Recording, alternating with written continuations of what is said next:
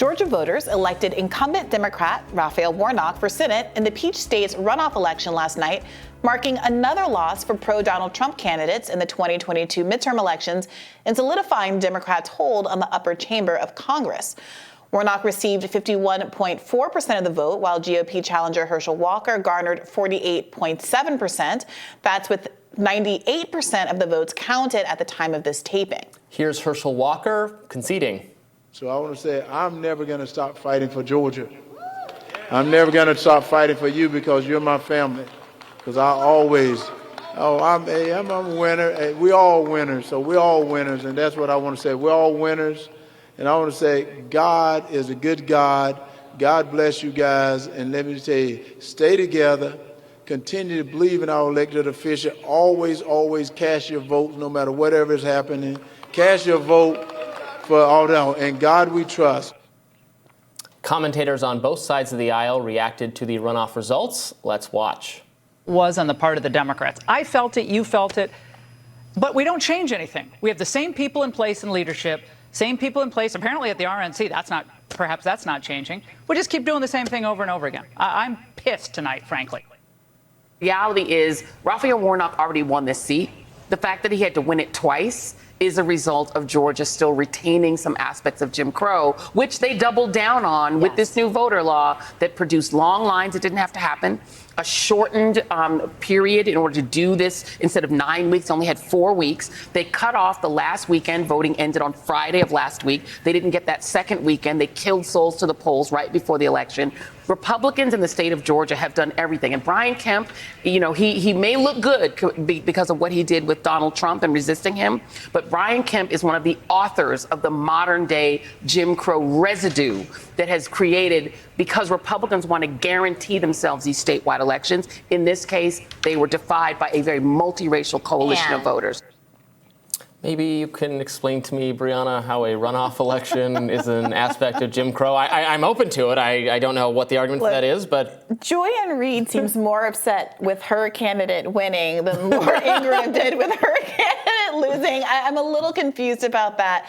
Look, of course there is and has been various voter suppression efforts all over the country. Both political parties try to make votes swing in their direction through redistricting, through shutting down poll locations and parts of the district, that aren't populated by people who they think they're going to vote for them, and all these kinds of shenanigans. But what we saw in Georgia, and we saw with Stacey Abrams, is that all of the lawsuits that she really used to make a name for herself in the state, and which she's been, which were about voter suppression, which has been the reason that she has pointed to for her now 2 losses here in her shot at the governorship, went nowhere.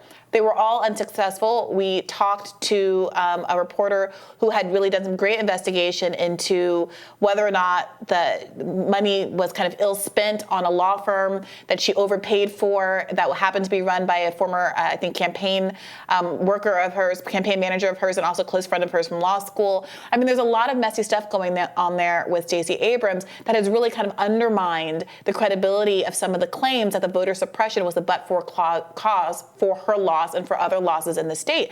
At the end of the day, Raphael Warnock was a good candidate. Mm-hmm. He's a good candidate. We talk a lot about how Herschel Walker was a bad candidate.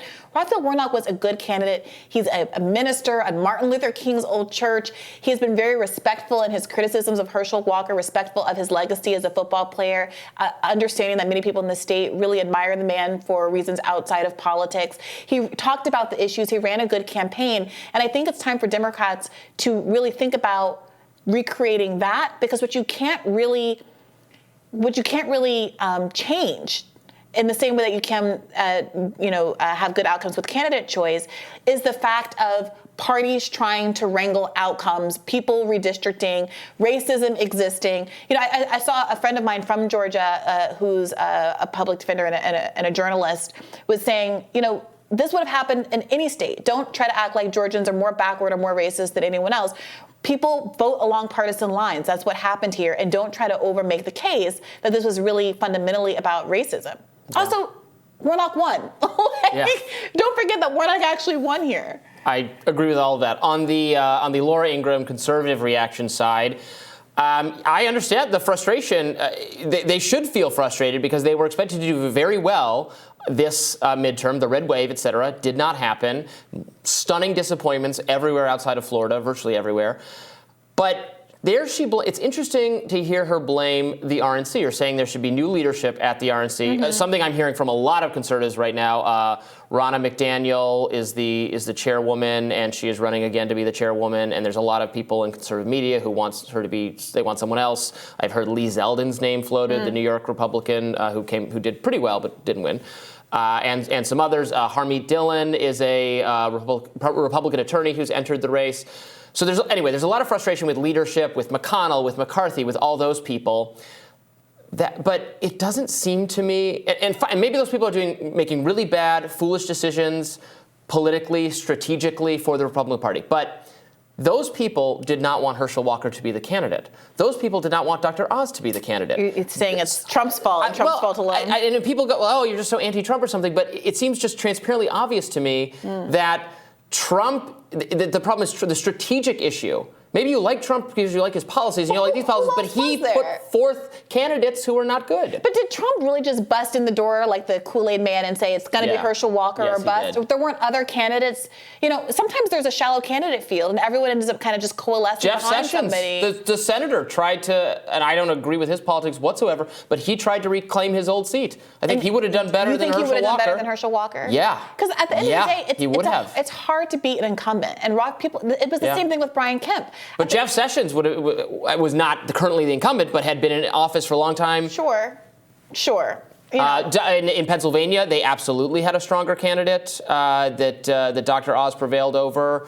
I keep going back to Arizona, where the governor who's no longer the governor, who's termed out, Doug Ducey, who was interested in running for that Senate seat, but knew because of refusing to buy into Trumpism on election denialism, he was going to get killed in a primary versus Blake Masters, who made his whole campaign about how Trump actually won the election. Well, he would have won. He probably would have won. I mean, it was a close election. He had been reelected governor by like 14 points or something. Yeah. Well, speaking of candidate choice, writer Zed Jelani tweeted, Brian Kemp and Reverend Warnock made their campaigns about their records, often talking about jobs for middle and working class Georgians. Stacey Abrams and Herschel Walker ran much more partisan campaigns.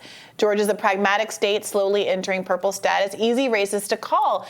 I think that's a fair analysis. So much of what we talk about is about these superficial aspects of people's pitches, and oftentimes it is the candidates that talk more about kitchen table issues, that are more grounded in what their constituents actually want to hear about, that end up sticking the landing, not just because those popular issues are popular, but because they don't end up getting caught up in the media fray around some of the scandals that Stacey Abrams had to contend with, saying the wrong thing, being painted as anti-American or anti-Georgia because of some remarks that she made at a campaign trail.